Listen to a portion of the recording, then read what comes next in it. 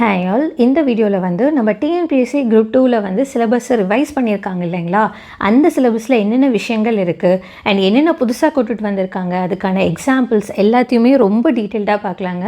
இந்த வீடியோ நீங்கள் பார்த்து முடிக்கும் போது ஓகே இதுதான் சிலபஸாக, இதுக்காக இவ்வளோ நம்ம பயந்துட்டு இருந்தோம், ஈஸியாக படிச்சிடலாமே அப்படிங்கிற ஒரு மைண்டு வந்து கண்டிப்பாக ஃபிக்ஸ் ஆகும். ஏன்னா சிலபஸும் அப்படி தாங்க இருக்குது. அஃப்கோர்ஸ் சில இம்பார்ட்டண்ட்டாக ப்ரோஸு போயம்லாம் ஆட் பண்ணியிருக்காங்க. பட் அதுவும் நமக்கு தெளிவாக எஸ்எஸ்எல்சி ஸ்டாண்டர்ட் ஸ்கூல் புக்கில் இருந்தால் கொஷின் கேட்போன்றதையும் தெளிவாக சொல்லிட்டாங்க. ஸோ இது நம்ம வந்து பயப்படுற மாதிரி ஒரு சிலபஸே கிடையாது. நிறைய பேர் நினைக்கலாம் கொஞ்சம் நிறையா படிக்கணுமேன்ட்டு. ஆனால் ஒரு விஷயம் சொல்லட்டுங்களா, கதை மட்டும்தான் நம்ம எக்ஸ்ட்ராவாக படிக்கிற மாதிரி இருக்கும். மிச்சம் இருக்க விஷயமெல்லாம் ஈஸியாகவே நமக்கு ஒரு காமன் நாலேஜ் இருந்தாலே ஆன்சர் பண்ணிடலான்ற மாதிரி தான் மோஸ்ட் ஆஃப் த ஏரியா இருக்குது.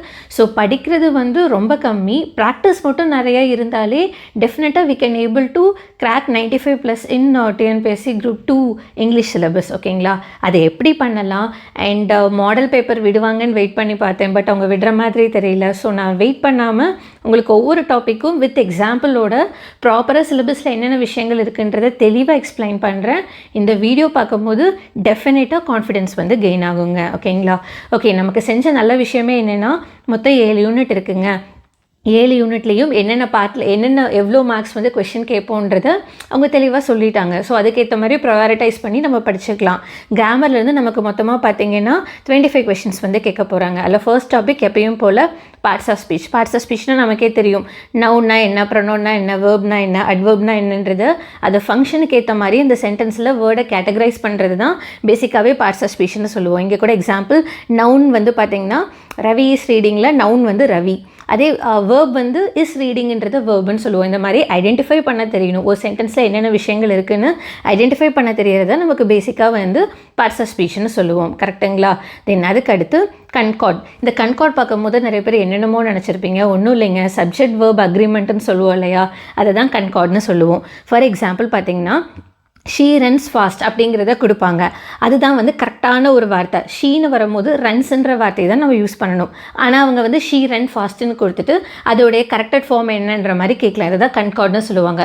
ஒரு சப்ஜெக்ட்டும் வேர்பும் ஒத்து போகணும், அந்த அக்ரிமெண்ட் கரெக்டாக போகணும். அதை தான் பேசிக்காக கன்கார்ட்னு சொல்லுவோம். ஓகேங்களா, அடுத்து டென்சஸ். டென்சஸ்னால நமக்கே தெரியும் ப்ரெசென்ட் டென்ஸ், பாஸ்ட் டென்ஸ் எல்லாமே இருக்குது. ஃபார் எக்ஸாம்பிள் ப்ரெசென்ட்டில் சொல்கிறோன்னா ஐ ப்ளே கிரிக்கெட்னு சொல்லுவோம்.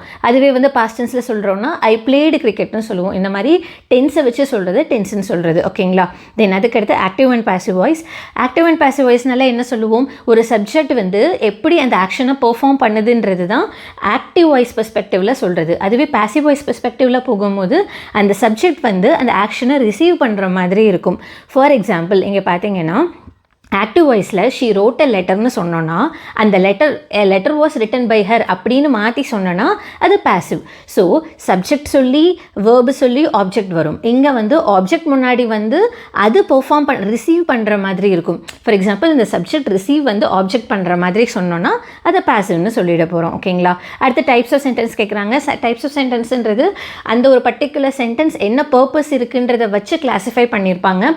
ஸ்டேட்மெண்ட்டாக கேட்கலாம், கொஷினாக கேட்கலாம், கமாண்டாக கேட்கலாம், எக்ஸ்க்ளமேஷனாக கேட்கலாம். இந்த மாதிரி அதோட பர்பஸை வச்சு இந்த சென்டென்ஸை கிளாஸிஃபை பண்ணியிருக்கிறது தான் பேசிக்காக நம்மளுடைய டைப்ஸ் ஆஃப் சென்டென்சஸில் நமக்கு வரும். அதில் பார்த்தீங்கன்னா இப்போ ஸ்டேட்மெண்ட்டில் வந்து இட் இஸ் ரெய்னிங்னு சொன்னால் ஸ்டேட்மெண்ட். அதே இன்ட்ராகேட்டிவ் கொஷினிங்காக மாற்றணும்னா இஸ் இட் ரெய்னிங்னு மாற்றிக்கலாம். இம்பரேட்டிவ்னா க்ளோஸ் த டோர்னு கமாண்ட் பண்ணுற மாதிரி சொல்கிறது. எக்ஸ்க்ளமேட்டரினா வாட் அ பியூட்டிஃபுல் டே அப்படின்ற மாதிரி சொல்கிறது. ஸோ அதோடைய பர்பஸை வச்சு அதோடைய தன்மையை வச்சு சொல்கிறது தான் பேசிக்காக டைப்ஸ் ஆஃப் சென்டென்ஸ்.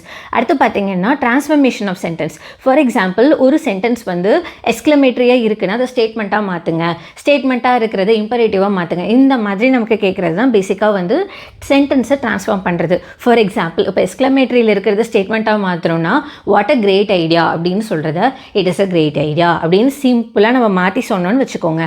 அதுதான் டிரான்ஸ்ஃபர்மேஷன். ஸோ இதுலேயும் வந்து நமக்கு எல்லாமே எஸ்எஸ்எல்சி ஸ்டாண்டர்டில் தான் வந்து கொஷின்ஸ் கேட்க போகிறதுனால it won't be a big deal, ஈஸியாக நம்ம ஆன்சர் பண்ணிடலாம். பட் ப்ராக்டிஸ் ரொம்ப ரொம்ப முக்கியம். ஓகேங்களா, தென் அதுக்கடுத்து வேர்ப்னாலே நம்ம பேசிக்காக என்ன சொல்லுவோம், எந்த வேர்ட் வந்து ஒரு ஆக்ஷனை காட்டுதோ இல்லை ஒரு அக்கரன்ஸையோ ஒரு ஸ்டேட் ஆஃப் பீயிங்கை வந்து காட்டுதோ அதை பேசிக்காக வேர்ப்னு சொல்லுவோம். அதில் 2 இருக்குது, main verb, auxiliary verb. She runs அப்படின்னு சொன்னோன்னா இதில் இந்த ரன்ஸ் வந்து பார்த்திங்கன்னா நமக்கு மெயின் வேர்பாக இருக்கும். அதுவே வந்து ஆக்சிலரி வேர்ப்னா ஷீ இஸ் ரன்னிங்னு சொல்லும் போது அது ஆக்சிலரி வேர்பாக இருக்கும். இது டீட்டெயிலாக நம்ம டீச் பண்ணும்போது பார்த்துக்கலாம். பட் பேசிக் எக்ஸாம்பிளாக உங்களுக்கு சொல்லணும்னா இது இப்படி தான் வந்து சொல்ல முடியும். ஓகேங்களா, தென் அதுக்கடுத்து ரெகுலர் irregular verb. ரெகுலர் வேர்புன்றது உங்களுக்கு பேசிக்காக பார்த்தீங்கன்னா இந்த ஈடின்ற மாதிரி பாஸ்ட் டென்ஸோட ஆட் பண்ணி சொல்கிறது ரெகுலர் வேர்ப். ரெகுலராக வர வேர்பில் ஈடி ஆட் பண்ணுற மாதிரி சொல்லலாம். அதே irregular வேர்ப்னு சொல்லணும்னா that does not follow the rule. அந்த ரூலை கரெக்டாக ஃபாலோ பண்ணாது. ஃபார் எக்ஸாம்பிள் பார்த்தீங்கன்னா வாக்குன்றதை ரெகுலர் வேர்பில் வாக்குடுன்னு சொல்லுவோம். அதுவே irregular வேர்பில் கோன்னு இருக்கிறத நம்ம கோக்கு ஈடி ஆட் பண்ண மாதிரி சொல்ல முடியாது. அந்த இடத்துல வெண்ட்டுன்னு சொல்லுவோம். ஸோ இந்த மாதிரி நமக்கு பிரித்து காட்டி irregular எப்பயுமே வர ஒரு ரூல், ஒரு கிராமட்டிக் ரூல் மாதிரி எப்பயுமே ஃபாலோ பண்ணாமல் அது தன்னோட தன்மையை மாற்றி வேறு மாதிரி சொல்லுது இல்லையா, அதுதான் ரெகுலர் அண்ட் irregular வேர்ப்னு சொல்லுவோம். ஓகேங்களா? அது என்னதுக்கு அடுத்து இன்ஃபினிட்டிவ், ஜெரண்ட், பார்ட்டிசிபிள்ஸ் உங்களுக்கு எல்லாருக்குமே தெரியும். இன்ஃபினிட்டிவ்ன்றது டூ போட்டு ஒரு பேஸ் வேர்ப் வந்துச்சுன்னா அது இன்ஃபினிட்டிவ்னு சொல்லுவோம். ஜெரண்டில் அதே வேர்பில் ஐஎன்ஜி சேர்ந்து அது நவுனாக ஆக்ட் ஆச்சுன்னா அது வந்து நம்ம ஜெரண்டுன்னு சொல்லுவோம். பார்ட்டிசிபிள்னா ஒரு வேர்ப் வந்து அட்ஜெக்டிவாக வேர்ப் ஃபார்ம் வந்து ஒரு அட்ஜெக்டிவாக ஆட் ஆச்சுன்னா அது நம்ம வந்து பார்ட்டிசிபிள்னு சொல்லுவோம். இது எல்லாமே நம்மளுடைய பழைய சிலபஸில் இருந்தது. It is not a big deal. இதையும் நம்ம வந்து ஈஸியாக பார்த்துடலாம். அடுத்து கொஷின் டேக். கொஷின் டேக்ன்றது ஒரு சென்டென்ஸ் இருக்குது, ஒரு ஸ்டேட்மெண்ட் இருக்குது. அந்த ஸ்டேட்மெண்ட்டை வந்து பார்த்திங்கன்னா ஷார்ட்டர் கொஷின்ஸாக வந்து அதை கன்ஃபார்ம் பண்ணுறதுக்காக கேட்குற ஒரு விஷயம் தான் வந்து நம்ம கொஷின் டேக்னு பேசிக்காக சொல்லுவோம். For example you are coming, நீங்கள் வரீங்களான்னு கேட்டதுக்கு ஆரண்ட் யூ அப்படின்னு சொல்லி அதை திருப்பி நம்ம கேட்குறோம் இல்லையா, அதுதான் பேசிக்காக கொஷின் டேக். இது இப்படி தான் கேட்பாங்க. அடுத்து சென்டென்ஸ் பேட்டர்ன். சென்டென்ஸ் பேட்டர்ன்றது SVO சப்ஜெக்ட் வேர்ப் ஆப்ஜெக்ட்ன்ற மாதிரி சொல்லலாம். அந்த சென்டென்ஸுடைய ஒரு பர்டிகுலர் ஸ்ட்ரக்சரை பிரித்து காட்டுறது தான் சென்டென்ஸ் பேட்டர்ன். இதுவும் நமக்கு தெரியும். அடுத்து சிம்பிள், காம்பவுண்ட், காம்ப்ளெக்ஸ்னால் ஒன்றும் ஈஸி தான். ஒன்றுமே இல்லைங்க. சிம்பிள்ன்றது கண்டிப்பாக ஒரு இண்டிபெண்டன்ட் கிளாஸ் இருக்கும். அதே காம்பவுண்ட்னா ரெண்டு இண்டிபெண்டன்ட் கிளாஸ் இருக்கும். உங்களுக்கு ஆட் பண்ணுறதுக்கு ஒரு கன்ஜெக்ஷன் யூஸ் பண்ணியிருப்பாங்க. அதுவே வந்து காம்ப்ளெக்ஸ் சென்டென்ஸ்னால் அதில் ஒரு இண்டிபெண்டன்ட் கிளாஸும் ஒன் ஆர் மோர் டிபெண்டன்ட் கிளாஸ் இருக்கும். அதுக்கு ஒரு சபார்டினேட் கன்ஜெக்ஷன் யூஸ் பண்ணியிருப்பாங்க. இதுவும் டீட்டெயிலாக பார்க்கலாம். இதுவும் நம்மளுடைய ஓல்டு சிலபஸில் இருந்த திங் தான். அடுத்து பார்த்தீங்கன்னா ஃப்ரேசஸ் அண்ட் கிளாஸஸ். ஃப்ரேசஸ்னால் இப்போ ஃபார் எக்ஸாம்பிள் பார்த்தீங்கன்னா ஒரு குரூப் ஆஃப் வேர்டு, அதில் வந்து சப்ஜெக்ட் ஆஃப் வேர்பு இல்லாமல் ஒரு குரூப் ஆஃப் வேர்டு வரது பேசிக்காக ஃப்ரேசஸ்ன்னு சொல்லுவோம். கிளாஸஸ்னால் பார்த்தீங்கன்னா உங்களுக்கு ஒரு group of word with subject and verb சேர்ந்த மாதிரி இருந்தால் அதை கிளாஸ்ன்னு சொல்லுவோம். அடுத்தது degrees of comparison. Degrees of கம்பேரிசன்னா ஃபார் எக்ஸாம்பிள் அதோட எப்படி சொல்கிறதுனா அதோட குவாலிட்டியை காட்டுற மாதிரி இருக்கும். ஃபார் எக்ஸாம்பிள் ஒரு பாசிட்டிவ் சென்டென்ஸாக இருக்கலாம், கம்பேரிட்டிவாக இருக்கலாம், சூப்பர்லேட்டிவாக இருக்கலாம். ஷீ இஸ் டால்னா பாசிட்டிவ். அதுவே வந்து ஷீ இஸ் டாலர் தேன் ஹிம்னு சொல்லும் போது அது comparative. She is the tallest அப்படின்னு சொன்னோன்னா அது சூப்பர்லேட்டிவ். ஸோ இப்படி தான் டிகிரிஸ் ஆஃப் கம்பேரிசனில் நம்மளோட குவாலிட்டிஸை அந்த பர்டிகுலர் சென்டென்ஸில் வந்து குவாலிட்டிஸை வந்து அது வந்து டிஸ்கிரைப் பண்ணுற மாதிரி இருக்கும். அதோட தன்மைன்னு சொல்லலாம் பேசிக்காக பாசிட்டிவ், கம்பேரிட்டிவ், சூப்பர்லேட்டிவ்ன்றது. ஓகேங்களா? தென் அதுக்கடுத்து டைரக்ட் அண்ட் இன்டைரக்ட் ஸ்பீச். இதை என்ன சொல்லலாம்? ஃபார் எக்ஸாம்பிள் யாருக்கு ரிப்போர்ட் பண்ணுறோன்றதை வச்சு சொல்கிறது. She said I am happy அப்படின்னா அது நமக்கு டைரக்ட் ஸ்பீச். அதுவே she said that she was happy அப்படின்றத நம்ம டைரெக்டாக ஒருத்தங்களை ரெஃபர் பண்ணாமல் அவள் வந்து அப்படி சொன்னா அப்படிங்கிற மாதிரி சொல்கிறோம் இல்லையா, அதுதான் நமக்கு வந்து இன்டைரக்ட் ஸ்பீச்னு சொல்லுவோம். ஓகேங்களா? அடுத்து வந்து சிந்தசிஸ் ஆஃப் சென்டென்ஸ். அப்படின்னா மல்டிபிள் சென்டென்சஸை வந்து கம்பைன் பண்ணி ஒன்றா வந்து காட்டுறது. ஃபார் எக்ஸாம்பிள் இந்த இடத்துல she is kind, she helps அதர்ஸ்னு சொல்லியிருக்காங்க. அதையே வந்து நம்ம தனியாக வந்து தனித்தனியாக சொல்லாமல் she is kind and help others அப்படின்னு சொல்லி சேர்த்தி சொன்னோன்னா அதை வந்து சிந்தசிஸ் ஆஃப் சென்டென்ஸ். லைக் ஒரு ரெண்டு சென்டென்ஸை கம்பைன் பண்ணி சிங்கிள் சென்டென்ஸாக சொல்கிறோம் இல்லையா, இந்த மாதிரி தான் சொல்லலாம். ஓகேங்களா? அடுத்து பங்க்சுவேஷன்றது கண்டிப்பாக ஒரு சென்டென்ஸில் எந்த இடத்துல பங்க்சுவேஷன் யூஸ் பண்ணுறோன்றதை பொறுத்து அந்த சென்டென்ஸோடைய மீனிங்கே கண்டிப்பாக மாறும். ஓகேங்களா? லெட்ஸ் ஈட் கமா போட்டு கிராண்ட்மா அப்படின்னு சொல்கிறதுக்கு வித்தவுட் பங்க்சுவேஷனில் சொல்லணும்னா லெட்ஸ் ஈட் கிராண்ட்மான்னு இருக்கும். ஸோ அந்த மீனிங்கை கிளாரிஃபை பண்ணுறதுக்கு பங்க்சுவேஷன் யூஸ் பண்ணணும். அதை வச்சு நமக்கு வந்து கொஷின்ஸ் வந்து கேட்கலாம். ஓகேங்களா? தென் அதுக்கடுத்து வொக்காபுலரியில் பேசிக்காகவே நமக்கு சினானம் கேட்பாங்க. சினானம்னா சேம் மீனிங் இருக்கிறது, ஆண்டனம்னா ஆப்போசிட் மீனிங் இருக்கிறது, ஹோமனம்னா சேம் ஸ்பெல்லிங்கோ ப்ரொனன்சியேஷனாக இருக்கும், ஆனால் அதுக்குள்ளே டிஃப்ரெண்ட் மீனிங் இருக்கும். ஃபார் எக்ஸாம்பிள் பார்க்குன்றது நாய் குலைக்கிறத பார்க்குன்னு சொல்லுவோம். இன்னொரு பார்க் வந்து மரத்தோட பட்டையை வந்து பார்க்குன்னு சொல்லுவோம். ஸோ இதுதான் ஹோமோனும். அதே ஹோமோஃபோன்ஸ்னு சொல்லணும்னா சேம் ப்ரொனன்சியேஷன் இருக்கும், ஆனால் ஸ்பெல்லிங்கும் மீனிங்கும் வந்து மாறும். ஃபார் எக்ஸாம்பிள் ரைட், நம்ம ரெண்டுக்குமே ரைட் தான் சொல்லுவோம். ஒன்று ரைட் எழுதுறது, இன்னொன்று கரெக்டுன்ற அந்த ரைட்டை சொல்லலாம், இல்லை ரைட் சைடுன்றதை சொல்லலாம். ஸோ இந்த மாதிரி ப்ரொனன்சியேஷன் சேமாக இருந்தாலும் அதோட மீனிங், ஸ்பெல்லிங்ஸ் எல்லாமே வந்து கம்ப்ளீட்டாக மாறும். அதுக்கு அடுத்தது வந்து பார்த்திங்கன்னா கொலொகேஷன். இது வந்து லைக் சம் காமன் பேர் வந்து இருக்கும், அது எப்பயுமே ஒன்றா தான் யூஸ் ஆகும். For example make a decision அப்படின்னா not to do a decision அப்படிங்கிற மாதிரி மீனிங். ஸோ கலொகேஷன்றது உங்களுக்கு நிறைய எக்ஸாம்பிள்ஸ் பார்க்க உங்களுக்கு நல்லாவே புரியும். இது ரொம்ப சிம்பிளான கான்செப்ட் தாங்க. அடுத்து இடியம்ஸ் அண்ட் ஃப்ரேசஸ்.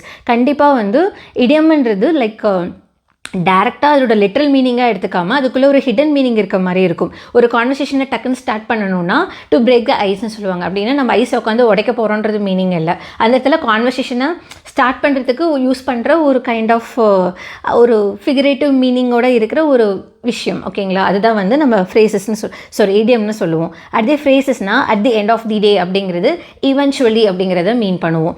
ஸோ இப்படி தான் ஃப்ரேசஸ் அண்ட் கிளாஸஸ் வந்து வரும். அடுத்து ஃப்ரேசல் வெர்ப். ஃப்ரேசல் வெர்ப்ன்றது ரொம்ப சிம்பிள். ஒரு வேர்ப் கூட ஒரு ப்ரிப்போசிஷனோ அட்வர்போ வந்து யூஸ் பண்ணும்போது அதுக்கு ஒரு புது மீனிங் வந்து பிறக்கும். லுக் ஆஃப்டர் அப்படிங்கிறது, லுக்குன்றது வேறு, ஆஃப்டர்ன்றது வேறு, ஆனால் அது ரெண்டும் சேர்ந்து சொல்லும் போது டேக் கேர் ஆஃப் அப்படிங்கிற மாதிரி ஒரு மீனிங் கொடுக்குது இல்லையா, இதுதான் ஃப்ரேசல் வெர்ப்னு சொல்கிறோம். அடுத்து பார்த்தீங்கன்னா ஸ்பெல்லிங் ஆஃப் வேர்ட்ஸ். இது எல்லாருக்குமே தெரியும். நெசசரின்றதில் ஸ்பெல்லிங் வந்து கரெக்டாக இருக்குது, கீழே பார்த்தீங்கன்னா இன்கரெக்டில் தப்பான ஸ்பெல்லிங் கொடுத்துருக்காங்க. இந்த மாதிரி ஸ்பெல்லிங் ஐடென்டிஃபை பண்ணுற மாதிரியும் நமக்கு வந்து கொஷின்ஸ் கேட்கலாம். இதெல்லாம் ரொம்ப ரொம்ப சிம்பிளான விஷயங்க, ஈஸியாக நம்ம ஆன்சர் பண்ணிடலாம். அடுத்து பார்த்தீங்கன்னா ஷீ இஸ் இன்ட்ரெஸ்டட் இன் மியூசிக்னு சொல்கிறாங்க. ஷீ இஸ் இன்ட்ரெஸ்டட் ஆன் மியூசிக்னு இருக்குது. அந்த இடத்துல ஆன் வராது, இந்தா வரணும். இந்த மாதிரி எந்தெந்த வேர்ட்ஸை எந்தெந்த யூசேஜில் எப்படி எப்படி போடணுன்றதை ஐடென்டிஃபை பண்ணுறது தான் நமக்கு கரெக்ட் வேர்ட் யூசேஜ் ஆஃப் வேர்ட்ஸ்ன்னு சொல்லுவாங்க. ஓகேங்களா. அடுத்து ஒன் வேர்ட் சப்ஸ்டியூஷன் அப்படின்னா ஒரு சிங்கிள் வேர்ப் ஒரு பர்டிகுலர் ஃப்ரேஸோ ஒரு பர்டிகுலர் சென்டென்ஸையே ரீப்ளேஸ் பண்ணுற மாதிரி வரும். For example, the one who studies ஸ்டார்ன்றதை நம்ம ஆஸ்ட்ரோனமர்னு சொல்லுவோம். ஆஸ்ட்ரோனமர்ன்ற வார்த்தை யூஸ் பண்ணாலே அவங்க ஸ்டாரை பற்றி படிப்பாங்கன்றது தெரியும். ஆனால் அந்த ஸ்டாரை பற்றி படிக்கிறவர் அப்படின்னு சொல்கிறதுக்கு பதிலாக ஆஸ்ட்ரோனமர்ன்ற ஒரு வார்த்தையை சொல்லிக்கலாமா? ஸோ ஒரு ஒன் வேர்டே வந்து சப்ஸ்டியூட் பண்ணுது. ஸோ அதுதான் ஒன் வேர்ட் சப்ஸ்டியூஷன் சொல்லுவோம். அடுத்து பார்த்திங்கன்னா வேர்ட் க்ரியேஷன்றது வந்து ஃபார் எக்ஸாம்பிள், உங்களுக்கு வந்து ஒரு கிவன் லெட்டர்ஸ் ஆஃப் வேர்ட்ஸோடவே நம்ம வந்து ஒரு புது வேர்ட்ஸை வந்து க்ரியேட் பண்ண முடியும். ஃபார் எக்ஸாம்பிள் பார்த்தீங்கன்னா, நேஷன்ன்ற ஒரு வார்த்தையை வச்சு, அதை ரூட் வேர்டாக வச்சு அதுலேருந்து ஒரு புது வார்த்தையை க்ரியேட் பண்ணுங்கன்னா நேஷ்னல்னு சொல்லலாமா? அது வந்து ஒரு புது வேர்ட் நமக்கு க்ரியேட் ஆகுது இல்லையா? ஸோ இப்படி தான் வேர்ட் க்ரியேஷனை வச்சு நமக்கு கொஷின் கேட்பாங்க. அடுத்து பார்த்தீங்கன்னா சிங்குலர் ப்ளூரல், இதில் நமக்கு ஜீரோ ப்ளூரலும் கூட இன்க்ளூட் ஆகும். ஃபார் எக்ஸாம்பிள், சிங்குலர்னா டீர்னு சொல்லலாம். ப்ளூரல்னா அங்கேயும் டீர் தான். அங்கே வந்து அது ப்ளூரலாக இருந்தாலுமே அது ஜீரோ ப்ளூரல், அதுக்கு எதுவுமே நமக்கு லிட்டரலாக இந்த பர்டிகுலர் வேர்டில் டிஃப்ரென்ஸ் வந்து வராது. ஸோ இந்த மாதிரி சிங்குலர் ப்ளூரல் வச்சு நமக்கு கொஷின் கேட்கலாம். அடுத்து பார்த்திங்கன்னா டெரிவேட்டிவ்ன்றது ஒரு பர்டிகுலர் ரூட் வேர்டு இருக்கும், அதில் ஒரு ப்ரிஃபிக்ஸோ சஃபிக்ஸோ ஆட் பண்ணுறதுக்கு ஏற்ற மாதிரி அந்த பர்டிகுலர் வேர்டோட மீனிங் வந்து மாறும். ஃபார் எக்ஸாம்பிள், ரூட் வேர்டு கைண்டுன்னு இருந்ததுன்னா டெரிவேட்டிவ் வேர்டு நம்ம கைண்ட்னஸ்னு சொல்லலாம். அதுவே நமக்கு ப்ரிஃபிக்ஸை சொல்லணும்னா அன்கைண்டுன்னு சொல்லலாம். அந்த மாதிரி ப்ரிஃபிக்ஸோ சஃபிக்ஸில் ஆட் பண்ணுறது மூலயமா அந்த பர்டிகுலர் வேர்டோட மீனிங் கம்ப்ளீட்டாக நமக்கு வந்து சேஞ்ச் ஆகும். அடுத்து பார்த்தீங்கன்னா அப்ரிவேஷன்றது லைக் ஒரு ஷார்ட்டர் வேர்டில் சொல்கிறது. நாசா அப்படின்னு நம்ம சொல்லிடுவோம். ஆனால் நாசாக்கு நமக்கு ஃபுல் ஃபார்ம் இருக்குது, national aeronautics and space administration. இந்த மாதிரியான கொஷின்ஸும் நமக்கு கேட்கலாம். அடுத்து அமெரிக்கன் இங்கிலீஷ், பிரிட்டிஷ் இங்கிலீஷ். இது பார்த்தீங்கன்னா பிரிட்டிஷ்னா கலர், அமெரிக்கன்னா கலரில் ஓஆர் யூஸ் பண்ணுவாங்க, இவங்க யூஆர் யூஸ் பண்ணுவாங்க. இந்த மாதிரி இப்படியும் நமக்கு ஐடென்டிஃபை பண்ணி சொல்கிறதையும் நமக்கு வந்து கொஷின் கேட்கறதுக்கான பாசிபிலிட்டி இருக்குது. ஸோ இந்த மாதிரியெல்லாம் நமக்கு கேட்கலாம். ஓகேங்களா. அடுத்து காம்பவுண்ட் வேர்டுன்றது ஒரு 2 வேர்டை கம்பைன் பண்ணி ஒரு புது வேர்டை வந்து சிங்கிள் வேர்டாக மாற்றுவாங்க. அப்படி மாத்திர அந்த 2 கம்பைன்டு வேர்டு, காம்பவுண்டுனாலே என்ன, காம்பவுண்ட்னாலே ஒன்றுக்கும் மேற்பட்ட அப்படிங்கிற மாதிரி எடுத்துக்கலாமா? 2 கம்பைன் ஆகும்போது we are getting some new word, right? Tooth brush அப்படிங்கிறத 2 சேர்த்தும் போது டூத் ப்ரஷ் அப்படிங்கிற ஒரு வார்த்தை நமக்கு கிரியேட் ஆகுது. ஸோ அதான் காம்பவுண்ட் வேர்ட். அடுத்து வந்து ஃபிகர் ஆஃப் ஸ்பீச்ன்றது நமக்கு பின்னாடி நமக்கு போயமில் கேட்க போகிறாங்க, அதோடைய வார்த்தையை கொடுத்துருக்காங்க. ஸோ நமக்கு தனியாக போயம் தாண்டியும் ஏதாவது 1 or 2 figure of speech maybe கேட்கறதுக்கான பாசிபிலிட்டி இருக்குது. ஏன்னா இங்கே நமக்கு தனி ஹெட்டிங்காகவும் இருக்கனால பேசிக்காகவே சிமிலினா என்ன, மெட்டாஃபர்னா என்ன, ஆக்சிமோரானா என்னன்ற பேசிக் டிப்பிக்கல் எக்ஸாம்பிள்ஸ் தெரிஞ்சு வச்சுக்கிறது இம்பார்ட்டன்ட். இந்த ஃபிகர் ஆஃப் ஸ்பீச்லேருந்து நமக்கு வந்து நிறைய கொஷின் கேட்கலாம். ஓகேங்களா. அடுத்து ரொம்ப இம்பார்ட்டன்ட், இதை பார்த்து தான் எல்லாருமே பயந்துட்டு இருந்தாங்க, இந்த ரைட்டிங் ஸ்கில்லெல்லாம் என்னங்க கொஷின் கேட்பாங்கன்னு. ரொம்ப சிம்பிளுங்க. இப்போ ஃபார்மல் லெட்டர் ரைட்டிங் இருக்குன்னா அதை வச்சு ஒரு எம்சிக்யூ எப்படி கேட்கலான்றத உங்களுக்கு சும்மா எக்ஸாம்பிள் இல்லாமல் எம்சிக்யூவாகவே நான் காட்டுறேன். ஃபார் எக்ஸாம்பிள் பார்த்தீங்கன்னா, ஒரு ஃபார்மல் லெட்டரில் அஃபிஷியல் அட்ரஸில் என்ன மாதிரியான ஃபார்மேட்டை யூஸ் பண்ணலாம் அப்படிங்கிற மாதிரி கொஷின் கேட்கலாம். ஃபார் எக்ஸாம்பிள் நல்லா பாருங்கள், ஒரு name, house number, area, street, pin இந்த மாதிரி இருக்கிறத போட்ட மாதிரி நமக்கு ஒரு அஃபிஷியல் அட்ரஸ் எழுதும் போது ஒரு ஃபார்மல் லெட்டரில் இந்த ஃபார்மேட்ஸை ஃபாலோ பண்ணலாம். இந்த மாதிரி நமக்கு டிஃப்ரெண்ட் டைப் ஆஃப் கொஷின்ஸ் கேட்கலாம். இதுக்கு மொத்தமாகவே பேசிக்காகவே எத்தனை டைப்ஸ் ஆஃப் லெட்டர்ஸ் இருக்குன்னு தெரிஞ்சுக்கிட்டு அதுக்கு எப்படியெல்லாம் வரும்ன்ற யூஸ் கேசஸை தெரிஞ்சுக்கிட்டோன்னா இந்த மாதிரி கொஷினை ஆன்சர் பண்ணுறது கம்பேரிட்டிவ்லி ஈஸியாக வந்து இருக்கும். ஓகேங்களா? ஸோ இப்படி கேட்கலாம். அது இன்ஃபார்மல் லெட்டர்னால் ஃபார் எக்ஸாம்பிள் உன்னோட ஃப்ரெண்டுக்கு நீ ஒரு லெட்டர் எழுதுறேன்னா அப்போ அப்ராப்ரியேட் க்ளோசிங் வந்து எப்படி இருக்கணும்னு கேட்டிருக்காங்க. கண்டிப்பாக நம்ம ஃப்ரெண்டுக்கு எழுதும் போது யோர்ஸ் ஃபெய்த்ஃபுல்லி சின்சியர்லி வித் ரிகார்ட்ஸ்லாம் சொல்ல மாட்டோம். நம்ம ஃப்ரெண்டுக்கு தானே சொல்கிறோம், வித் லவ் ஆர் பெஸ்ட் விஷஸ்ன்ற மாதிரி வார்த்தையை போடலாம். ஸோ இந்த மாதிரி நமக்கு எம்சிக்யூஸில் மேபி கொஷின் கேட்குறதுக்கான பாசிபிலிட்டி இருக்குது. ஓகேங்களா? அடுத்து ஜம்பிள்டு சென்டென்ஸ் நம்ம சிலபஸில் இருக்குது. ஃபார் எக்ஸாம்பிள் பார்த்தீங்கன்னா 4 லைன் மாறி மாறி கொடுத்துருக்காங்க. அந்த 4 லைனை எப்படி அரேஞ்ச் பண்ணால் ஒரு மீனிங்ஃபுல்லான பேராகிராஃப் வந்து க்ரியேட் ஆகுதுங்கிறத பார்க்கணும். For example Tom was walking to school, அதுக்கடுத்து he saw a coin on the ground, அப்புறம் என்ன பண்ணுறா, he picked it up, it was his lucky day அப்படின்னு சொல்லும் போது ஒரு கதை மாதிரி வருது இல்லையா? டாம் வந்து ஸ்கூலுக்கு போகும்போது கிரவுண்டில் காயினை பார்க்குறான், அவன் இதை எடுக்கிறான், அதனால் அவனுக்கு இது லக்கி டேவாக இருக்குது அப்படின்னு ஒரு மாறி மாறி இருக்க லெட்டர்ஸை லைன்ஸை நம்ம கம்பைன் பண்ண மாதிரி ஒரு மீனிங்ஃபுல் பேராகிராஃபை க்ரியேட் பண்ணி காமிச்சிட்டோம் இல்லையா? இதுதான் பேசிக்காக ஜம்பிள்டு சென்டென்ஸ். ஓகேங்களா? அதுக்கப்புறம் அது வந்து லாஜிக்கல் ஃப்ளோவில் கண்டிப்பாக இருக்கணும், அதை மட்டும் நம்ம பார்த்துக்கணும். இதுக்கெல்லாம் நம்ம ப்ராக்டிஸே பண்ண வேணாம். டேரெக்டாக நமக்கு இங்கிலீஷ் நமக்கு படிக்க தெரியுது, லைட்டாக பேச தெரியுதுனாலே இந்த கொஷின்ஸ் எல்லாமே ஆன்சர் பண்ணிடலாம். அடுத்து மேக்கிங் குவரி. ஃபார் எக்ஸாம்பிள் எப்படி சொல்லலாம்னா, what is the most appropriate way, உங்களோட ஆஃபீஸ் டைமிங் வந்து என்னன்னு கேட்குறதுக்கான ஒரு மோஸ்ட் அப்ராப்ரியேட் வேன்னு கேட்கணுன்னா could you please inform me about your office hours அப்படின்னு கேட்டோன்னா அது ஒரு அப்ராப்ரியேட் வேவாக இருக்கும். எப்போ வந்து ஆஃபீஸ் ஓப்பன் ஆகுது, tell me your office time அப்படின்னு கேட்குறத விட ஒரு அப்ராப்ரியேட்டாக கேட்கணும், ஒரு ப்ரொஃபஷனல் டோனில் கேட்கணுன்றப்போ B option will be right. So இந்த மாதிரி நமக்கு ஒரு பொலைட்டாகவும் கிராமட்டிக்கலாக கரெக்டாகவும் கொஷின் கேட்குற மாதிரியான எம்சிக்யூஸ் கூட நமக்கு கொஷின் கேட்கலாம். ஓகேங்களா? அடுத்து இன்ஃபரன்சஸ்னால் ஒன்றும் இல்லைங்க. இங்கே ஒரு சென்டென்ஸ் கொடுத்துருக்காங்க பாருங்கள். ஸ்ட்ரீட்ஸ் எல்லாமே வெட்டாக இருக்குது, அம்ப்ரெல்லாஸ் எல்லாமே டாட்டட் தி லேண்ட்ஸ்கேப்னு சொல்லியிருக்காங்க. இதுலேருந்து நம்ம என்ன இன்ஃபோர் பண்ணலாம், என்ன நமக்கு கன்க்ளூட் பண்ணலான்னு பார்த்தீங்கன்னா இது வந்து மழை பெஞ்சிருக்குன்றது தெரியுது. ஸோ பேசிக்காக ஸ்ட்ரீட் எல்லாமே வெட்டாக இருக்குது, அம்ப்ரெல்லாஸ் எல்லாமே இட் ஹாஸ் டாட்டட் தி லேண்ட்ஸ்கேப்னு பேசிக்காக சொல்லும் போது இங்கே நம்ம ஸ்ட்ரீட் கிளீனர்ஸ் வந்து க்ளீன் பண்ணிட்டு போயிருக்காங்க, இல்லைன்னா இது ஈவினிங்காக இருக்குது, பீப்புள் எல்லாம் வேலைக்கு போகிறாங்கன்னா மீன் பண்ணுது கிடையாது. அதோட கன்க்ளூஷனை இன்ஃபர் பண்ணுறது நமக்கு என்னவாக இருக்குது, கண்டிப்பாக அங்கே மழை பெஞ்சிருக்குன்றது நமக்கு புரிய வருது இல்லையா? இப்படி தான் இன்ஃபரன்சஸை வச்சு நமக்கு கொஷின்ஸ் வந்து கேட்பாங்க. ரொம்ப ரொம்ப சிம்பிள் இது எல்லாமே. அப்புறம் பிளாங்க்ஸை வச்சு கேட்கும் போது அது எப்படி வேணால் கேட்கலாம். எக்ஸாம்பிளுக்கு சொல்லணுன்னா the museum dash to the public on மண்டேனா is closed to the public on மண்டேன்ற மாதிரி சிம்பிள் கொஷின்ஸ் வந்து நமக்கு கேட்கலாம். ஓகேங்களா? அண்ட் இது எப்படி வேணால் கொஷின் கேட்கலாம். இந்த ஃபில் இன் த பிளாங்க்ன்றது இட் கேன் பி எனிதிங். நம்ம டிஎன்பிஎஸ்சி மாடல் பேப்பர் வரும்போது இன்னும் அதுக்கான கிளாரிஃபிகேஷன் நமக்கு கிடைக்கும். அடுத்து பார்த்தீங்கன்னா வேர்ட் சப்ஸ்டியூஷன். ஃபார் எக்ஸாம்பிள் ஸ்பீக்குன்ற வார்த்தைக்கான பெஸ்ட் சப்ஸ்டியூட்டட் வேர்டு என்னன்றது கேட்கலாம். மம்பிளிங்னா வந்து முணுமுணுக்கிறது, விஸ்பருன்னாலும் மெதுவாக பேசிக்கிறது, ஷவுட்டுன்னா கத்தி சொல்கிறது, அதெல்லாம் இல்லை.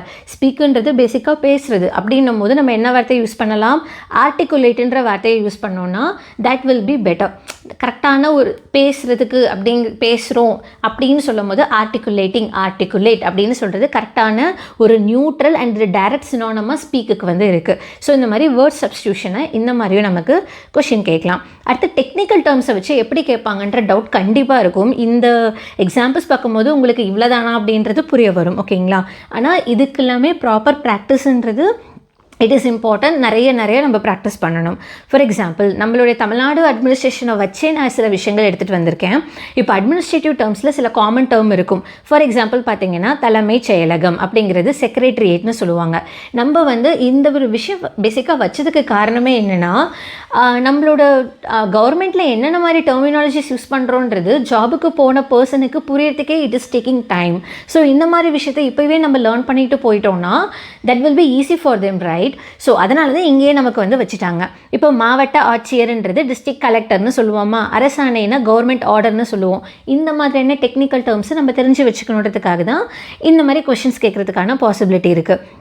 அதே டிபார்ட்மெண்ட் ரிலேட்டடாக கேட்கணுன்னா என்ன மாதிரி தெரியுமா கேட்கலாம் உங்களுக்கு பாருங்களேன். ரெவென்யூ டிபார்ட்மெண்ட் இருக்குதுன்னு வச்சுக்கோங்க, அங்கே பட்டா சிட்டா அடங்கல்னு சொல்லுவாங்க. நம்ம திடீர்னு போய் உட்காரும் போது ஒரு ஆஃபீஸராக உட்காரும் போது பட்டானா என்ன சிட்டானா என்னன்னு புரியாமல் இருப்போம். பட்டானா லேண்ட் டீடு, சிட்டானா லேண்ட் ரெக்கார்டு, அப்புறம் அடங்கல்னா வந்து இந்த ரெக்கார்ட் ஆஃப் லேண்ட் டீட்டெயில்ஸு அப்படிங்கிறத தெரிஞ்சுட்டு போயிட்டோன்னா இன்னும் ஈஸியாக இருக்கும் இல்லையா? அதுக்காக தான் பேசிக்காக அதை கேட்பாங்க. அடுத்து பார்த்தீங்கன்னா ஜென்ரல் அஃபிஷியல் டேர்மில் சொல்லணுன்னா ஃபார் எக்ஸாம்பிள் வந்து முன்மொழிவுன்னு சொல்லுவாங்க. அப்படின்னா ப்ரொப்போசல், உத்தரவு போட்டுட்டாங்க அப்படின்னா ஆர்டர் போட்டுட்டாங்க, குறிப்பாணை கொடுத்துருக்காங்க அப்படின்னா நோட்டு அப்படிங்கிற மாதிரி ஒரு சிம்பிள் டெர்மினாலஜிஸ் வந்து நம்ம ஜென்ரல் அஃபிஷியல் டேர்மில் யூஸ் பண்ணுற விஷயங்கள். அடுத்து அஃபிஷியல் கரஸ்பாண்டன்ஸ்னு சொல்லணுன்னா, ஃபார் எக்ஸாம்பிள் இது வந்து ஒரு கவர்மெண்ட் கூட கம்யூனிகேஷன் பண்ணும்போது நமக்கு பேசிக்காக தேவைப்படும். மேல்முறையீடு பண்ணுறாங்க அப்படின்னா அப்பீலிங்னு சொல்லுவாங்க, பரிந்துரை பண்ணுறாங்க அப்படின்னா ரெக்கமெண்டேஷன்னு சொல்லலாம், அப்புறம் இணைப்புன்னா என்க்ளோஷர்னு சொல்லலாம். இந்த மாதிரி அஃபிஷியல் கரஸ்பாண்டன்ஸில் யூஸ் பண்ணுற சில வார்த்தைகள். அடுத்து ஃபைல் மேனேஜ்மெண்ட் டேர்ம்ஸ் பற்றி சொல்லணுன்னா இதெல்லாம் ரொம்ப இம்பார்ட்டன்ட்ங்க. கோப்பு எண் அப்படின்னா ஃபைல் நம்பர், நடப்பு கோப்புன்னா கரண்ட் ஃபைல், முன்னேற்ற குறிப்பு அப்படின்னா ப்ராக்ரஸ் ரிப்போர்ட்னு சொல்லலாம். ஸோ இந்த மாதிரி ஃபைல் மேனேஜ்மெண்ட் டேர்ம்ஸை வச்சு நமக்கு கொஷின் வரலாம். ஹைரார்கி வச்சு கேட்கலாம். ஃபார் எக்ஸாம்பிள் நிறைய பேருக்கு இந்த டவுட்டில் இருக்கலாம், துறையோட தலைவர்னா என்ன, செயலாளர்னா என்ன, இயக்குனர்னா என்னன்னு தெரியாமல் இருக்கும். இயக்குனர்னா டைரக்டர், செயலாளர்னா செக்ரட்டரி, துறை தலைவர்னா ஹெட் ஆஃப் தி டிபார்ட்மெண்ட். இந்த மாதிரி மேபி நமக்கு கொஷின்ஸ் வரலாம். மீட்டிங் ரிலேட்டட் டேர்ம்ஸ்னால் ரொம்ப சிம்பிள். இப்போ ஒரு மீட்டிங் நடக்கும்போது என்னென்ன மாதிரியான வார்த்தைகள் கேட்கலாம்? மினிட்ஸ் ஆஃப் மீட்டிங்னா கூட்ட நடவடிக்கை அப்படின்னு சொல்லலாம். கன்சல்டேஷன் மீட்டிங்னா ஆலோசனை கூட்டம்னு சொல்லலாம். அடுத்து வந்து நிகழ்ச்சி நிரல்னா அஜெண்டான்னு சொல்லுவாங்க. ஸோ இந்த மாதிரியான வார்த்தைகள் தேவைப்படும். அடுத்து ஃபினான்ஸ்க்கு சொல்லணும்னா பட்ஜெட் அலோகேஷன், எக்ஸ்பெண்டிச்சர் பில், அக்கௌண்ட்ன்றது நிதி ஒதுக்கீடு. அதுக்கப்புறம் எக்ஸ்பெண்டிச்சர் பில்லை வந்து என்ன சொல்லலாம்? செலவீன பட்டியல், அக்கௌண்ட்டை கணக்குன்னு சொல்லலாமா? ஸோ இந்த மாதிரி ஃபினான்ஷியல் டேர்ம்ஸும் இருக்குது. அடுத்து இது உங்களுக்கு நல்லா புரியணுன்றதுக்காக எல்லாத்துலேயும் 3 எக்ஸாம்பிள் கொண்டுட்டு வந்திருக்கேன். லீகல் ரிலேட்டடாக சொல்லணும்னா என்ன மாதிரி கேட்கலான்னா, என்கொயரி ரிப்போர்ட்னா விசாரணை அறிக்கைன்னு சொல்லலாம், இன்ட்ரிம் ஆர்டர்னா தற்காலிக உத்தரவுன்னு சொல்லலாம், அப்பீல் பெட்டிஷன்னா மேல்முறையீடு மனுன்னு சொல்லலாம். இந்த வார்த்தைகள் தெரிஞ்சு வச்சுருக்கணும். சர்வீஸ் ரிலேட்டடாக சொல்லணும்னா சீனியாரிட்டி லிஸ்ட்னா பணி மூப்பு பட்டியல் அப்படின்னு சொல்லுவாங்க. அதே ப்ரொமோஷன்னா பதவி உயர்வுன்னு சொல்லுவாங்க, அப்பாயின்மெண்ட்னா பணி நியமனம்னு சொல்லுவாங்க. இப்படி தான் நமக்கு கொஷின்ஸ் கேட்பாங்க. ஓகேங்களா? அடுத்து ரீடிங் காம்ப்ரிஹென்ஷனில் ரொம்ப சிம்பிளுங்க. அன்சீன் திடீர்னு ஒரு பேசேஜை கொடுத்து அதுலேருந்து கொஷின்ஸ் கேட்பாங்க. அது பேசேஜ் வந்து நியூஸ் லெட்டராக இருக்கலாம், ஹெட்லைனாக இருக்கலாம், எடிட்டோரியலாக இருக்கலாம், கவர்மெண்ட் ரிலேட்டட் நியூஸாக இருக்கலாம். ஒரு பேராகிராஃப் கொடுத்துட்டு அதோட main objective of the scheme என்னன்ற மாதிரி 4 ஆப்ஷன்ஸ் கொடுத்து கொஷின் கேட்கலாம். இது வந்து சிம்பிளாக அன்சீன் பேசேஜஸ்லேருந்து கேட்குறதா இருந்தால். அதே ஸ்ட்ராங் கொஷின் கேட்குறதா இருந்தால் அந்த கொஷின் வந்து அந்த பர்டிகுலர் பேசேஜுடைய சாலிட் அண்ட் ஃபேக்சுவல் டீட்டெயிலை கேட்குற மாதிரி இருக்கும். இங்கே for example climate change is causing severe weather pattern globally அப்படின்னு சொல்கிறாங்கன்னா, இதில் one of the effect of climate சேஞ்சுன்றது நமக்கு பேசிக்காக என்ன? சிவியராக வெதர் பேட்டர்ன் வந்து மாறுதுன்னு. ஸோ இதோடைய ஸ்ட்ராங் கொஷினே இதுதான் கேட்க முடியும். ஸோ இந்த மாதிரியும் கேட்கலாம். அதே வீக் கொஷின் பார்த்தீங்கன்னா, எக்கனாமிங்கிறது it is growing. For example வளர்ந்துக்கிட்டே போகுது, 5% வருஷம் வளருது டியூ டு இந்த வருஷம் 5% வளர்ந்துருக்கு due to economic industrial development அப்படின்னு இருக்குன்னா, இந்த இடத்துல பாருங்கள் அடுத்த வருஷத்துக்கான க்ரோத் ரேட் என்னன்னு கொஷின் கேட்குறாங்க. ஆனால் அந்த அடுத்த வருஷத்துக்கு என்ன க்ரோத் ரேட்டுன்றது இந்த பர்டிகுலர் சென்டென்ஸில் நமக்கு கொடுக்கவே கிடையாது. அப்போ நம்ம ஆன்சர் பண்ண முடியுமா? கிடையாதுல்ல. அப்போ நாட் மென்ஷன் அப்படிங்கிறத சொல்லணும். ஐயோ இங்கே 5% இருக்குது, அதை எடுத்து 5 போடுவோம்லாம் போடக்கூடாது. கொஷினில் என்ன கேட்டிருக்காங்க, நெக்ஸ்ட் இயருக்கு என்னென்னு கேட்டிருக்காங்க. ஆனால் சென்டென்ஸில் அந்த பர்டிகுலர் பேசேஜில் என்ன இருக்குது, இந்த வருஷத்துக்கு தான் 5%ன்னு சொல்லியிருக்காங்க. ஸோ இந்த மாதிரி வீக் கொஷின்ஸும் வந்து நமக்கு கேட்கலாம். ஓகேங்களா? அடுத்து மேட்ச் த ஃபாலோயிங்னா இந்தியா, யூஎஸ்ஏ, ஜப்பான்லாம் கீ பிளேயர்ஸாக இருக்காங்கன்னா அதை வச்சு மேட்ச் இட் மாதிரி நமக்கு கொஷின்ஸ் வரலாம். ஓகேங்களா? அடுத்து சென்டென்ஸ் கம்ப்ளீஷன் வச்சு சொல்லணும்னா, for example the new policy AIIMS to improve dash அப்படின்னா இந்த இடத்துல எது வேணால் வரலாம். பட் கண்டிப்பாக அந்த ஒரு பர்டிகுலர் நான் ஃபுல் பேசேஜ் கொடுக்கல, அந்த பேசேஜ் கொடுத்து கேட்கும் போது ஹெல்த் கேர் அண்ட் அர்பன் ஏரியான்றது கரெக்டான ஆன்சராக இருக்கும். அது அந்த பர்டிகுலர் சென்டென்ஸை படித்து பார்த்துட்டு நம்ம ஆன்சர் பண்ணுற மாதிரி இருக்கும். அசர்ஷன் ஆஃப் ஃபேக்ட்ஸ்ன்றது ஒன்றும் இல்லைங்க. இப்போ India is one of the வேர்ல்டுடைய லீடிங் ப்ரொடியூசர் ஆஃப் ஸ்பைசஸாக இருக்குதுன்னு நம்ம சொல்கிறோன்னா, இந்த இடத்துல நமக்கு என்ன விஷயம், நமக்கு பேசிக் ஃபேக்ட் நமக்கு புரிய வருது. இந்தியான்றவங்க ஸ்பைஸ் ப்ரொடக்ஷனில் லீட் பண்ணுறாங்கன்னு புரிய வருது. அதுக்கு 4 ஆப்ஷன் கொடுத்து கரெக்டாக அந்த பர்டிகுலர் பேசேஜ்லேருந்து என்ன ஃபேக்டை உங்களால் எடுத்து வைக்க முடியுன்றதை கொஷினாக கேட்டாங்கன்னா அதுதான் ஃபேக்ட்ஸ் அசைன்மெண்ட் பண்ணுறதுன்றதை சொல்லுவாங்க. ஓகேங்களா? அடுத்து டிரான்ஸ்லேஷன் வச்சு கேட்கும் போது ரொம்ப சிம்பிள். புக்குன்னு ஒரு வார்த்தை இருக்குன்னா புத்தகம்னு தமிழில் சொல்லுவோம். அதே சென்டென்ஸ்னா ஐ எம் கோயிங் டு ஸ்கூல்னு இருக்குன்னா நான் பள்ளிக்கு செல்கிறேன் அப்படிங்கிறத கேட்கலாம். டென்ஸ் ரிலேட்டடாக கேட்கணுன்னா for example I am eating அப்படின்னா நான் சாப்பிட்டு கொண்டிருக்கிறேன்ற மாதிரி டென்ஸ் ரிலேட்டடாக நமக்கு வந்து டிரான்ஸ்லேஷனில் கேட்கலாம். வாய்ஸ் ரிலேட்டடாக கேட்கணுன்னா ராம் வந்து புக் படிக்கிறான் அப்படின்னு வச்சுக்கோங்களேன். ராம் ரீட்ஸ் த புக்குனா the book was read by ராமன்றது நம்ம சொல்லுவோம். அதுவே தமிழில் பேசிவில் சொல்லும் போது புத்தகம் ராமரால் படிக்கப்படுகிறது அப்படிங்கிற மாதிரி நம்ம அதை டிரான்ஸ்லேட் பண்ணி அந்த பாசிவ் வாய்ஸில் சொல்லணும். இதுதான் வாய்ஸ் ரிலேட்டடான டிரான்ஸ்லேஷன். ஓகேங்களா? காம்ப்ளெக்ஸான டிரான்ஸ்லேஷன் டாஸ்க் கொடுக்கணுன்னா என்ன மாதிரி கேட்கலான்னா, having finished the work she went ஹோம்ன்றது இங்கிலீஷில் கொடுத்துருக்காங்க. வேலையை முடித்துவிட்டு அவள் வீட்டிற்கு சென்றாள் அப்படிங்கிறத நம்ம கரெக்டான டிரான்ஸ்லேஷனில் 2 சென்டென்ஸ் இருக்குது, அதோட மீனிங் மாறாமல் கரெக்டாக அதை டிரான்ஸ்லேட் பண்ணணும். இதுதான் வந்து காம்ப்ளெக்ஸான டிரான்ஸ்லேஷன் டாஸ்க். கேட்கணும்னு நினச்சா இப்படி தான் கேட்க முடியும். ஓகேங்களா? அதுக்கப்புறம் லிட்ரரி ஒர்க்கில் பார்த்தா 15 கொஷின் தான் கேட்பாங்க. ஆனால் நமக்கு நிறைய இருக்கேன்னு நீங்கள் நினைப்பீங்க. இதில் ஒரு விஷயம் பாருங்களேன், மொத்தம் நமக்கு 30 கொஷின் வந்து நம்மளோட போயமில் இருக்குன்னா அதில் 16 ஆல்ரெடி படித்தது, 14 தான் நீங்கள் புதுசாக படிக்க போகிறீங்க. It is not a big deal. The thing is, முன்னாடி வந்து போயம் கம்மியாக இருக்கும், நிறைய கொஷின் கேட்குறப்போ இன் டெப்த்தாக கூட உள்ளே போயிட்டு கேட்கலாம். பட் இப்போ நமக்கு நிறைய போயம் கொடுத்தனால இன் டெப்த்தாக போக மாட்டாங்க. மேலோட்டமாக மேலே இருக்கிற விஷயமும் இம்பார்ட்டன்ட் ஃபிகர் ஆஃப் ஸ்பீச் அதோட மீனிங்கை கரெக்டாக தெரிஞ்சு வச்சுக்கிட்டாலே பாதி வேலை குறைஞ்சிருச்சு. ஸோ கொஷின்ஸ் எல்லாமே நமக்கு சிம்பிளாக தான் வரும், ஈஸியாக ஆன்சர் பண்ணிடலாம். இதே மாதிரி தான் இதில் நான் ஹைலைட் பண்ணியிருக்க விஷயம்லாம் நம்ம ஆல்ரெடி ஓல்டு சிலபஸ்லேயே படித்தது. So it is not a big deal. அதே மாதிரி பார்த்திங்கன்னா ப்ரோஸ்லையும் மொத்தம் வந்து 29 ப்ரோஸில் 11 ஆல்ரெடி படித்தது, 18 புதுசாக படிக்க போகிறது. புதுசாக படிக்கிறது நிறையா இருக்கேன்ற மாதிரி தோணலாம். அஃப்கோர்ஸ் இதுக்கு மட்டும் நம்ம கொஞ்சம் எஃபோர்ட் நிறையா போடுற மாதிரி தான் இருக்கும். பட் கொஷின்ஸ் வந்து ஈஸியாக தான் கேட்பாங்க, ஈஸியாக ஆன்சர் பண்ணிடலாம். இதை நம்ம படித்து வச்சுட்டா 15 கொஷின் தான் கேட்க போகிறாங்க. ஆனால் நம்ம மிச்சதெல்லாம் படிக்காமலே ஈஸியாக ஆன்சர் பண்ணக்கூடிய ஏரியா நமக்கு அந்த யூனிட் 3, 4, 5, 6 எல்லாமே இருக்குது. 5 வரைக்கும் 5, 6 வரைக்குமே இருக்குது. So it is not a big deal. இந்த ஒரு ஏரியாஸை மட்டும் நம்ம நல்லா படிச்சிட்டோன்னா we can able to answer any question.